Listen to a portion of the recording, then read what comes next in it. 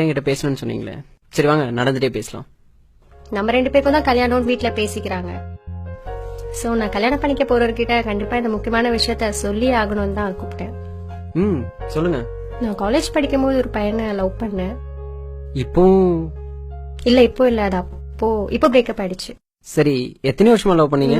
3 years. ஓ, கரெக்டா college முடிக்கிற வரைக்கும். என்ன? அது ஒண்ணும் இல்ல, ஜஸ்ட் நீங்க சொல்லுங்க. நான் தான் ஃபர்ஸ்ட் ப்ரப்போஸ் பண்ணேன், இல்லன்னு சொல்லல. But over restrictions.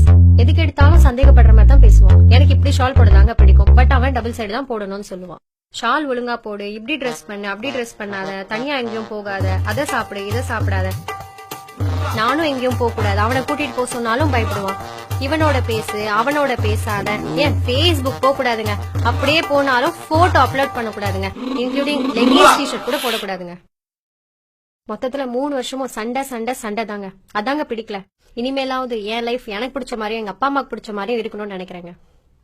பா, உண்மையிலேயே சூப்பருங்க. என்கிட்ட, அதாவது உங்க லைஃப் பார்ட்னர் கிட்ட இதை பத்தி சொல்லணும்னு நினைச்சது. இதை நீங்க என்கிட்ட சொல்லாம மறைச்சிருந்திருக்கலாம். பட் லைஃப் ஃபுல்லா என்கிட்ட மறைச்சிட்டனும், நான் உண்மையா இல்லைன்னு நினைச்சு ஃபீல் பண்ணிட்டே இருந்திருப்பீங்க. அப்படித்தானே? இதை சொல்லிட்டா மட்டும் நம்ம ஃபியூச்சர்ல சந்தோஷமா இருந்துட முடியுமா?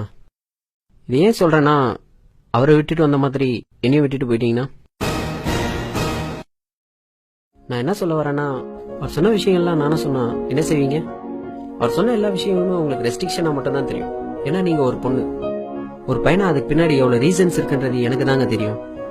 ஏன் உங்க அம்மா சொன்னதுல டபுள் சைடு ஷால் போட சொல்லி? நீங்க போட்டு போற ட்ரெஸ் எல்லாம் பார்த்தா பசங்க எப்படியெல்லாம் பேசுவாங்கன்றது ஒரு பையனா எனக்கு தாங்க தெரியும். நீங்க பாக்குற விதம் தப்பா இருந்தா அதுக்கு நாங்க என்னங்க பண்ண முடியும்?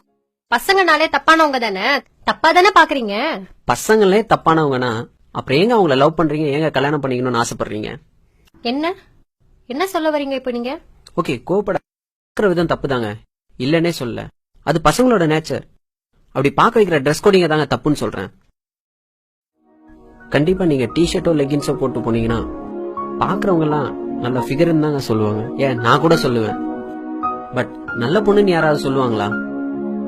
பொண்ணுங்களுக்குன்னு ஒரு ரெஸ்பெக்ட் இருக்குங்க, அதை நீங்க புரிஞ்சிக்கவே மாட்டேங்கிறீங்க. இப்ப கூட அவரை பிடிக்கலன்னு என்கிட்ட எதுவுமே நீங்க சொல்லல. அவர் சொன்ன அட்வைஸை தான் நீங்க பிடிக்கலன்னு சொல்றீங்க. ஆர்கியூ பண்ணா போய்கிட்டே தாங்க இருக்கும். லாஸ்டா ஒன்னே ஒண்ணு மட்டும் சொல்லிக்கிறேன்.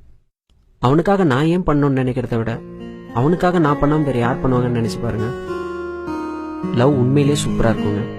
எல்லாமே சொல்லியாச்சுன்னு நினைக்கிறேன். நீங்க கிளம்புங்க.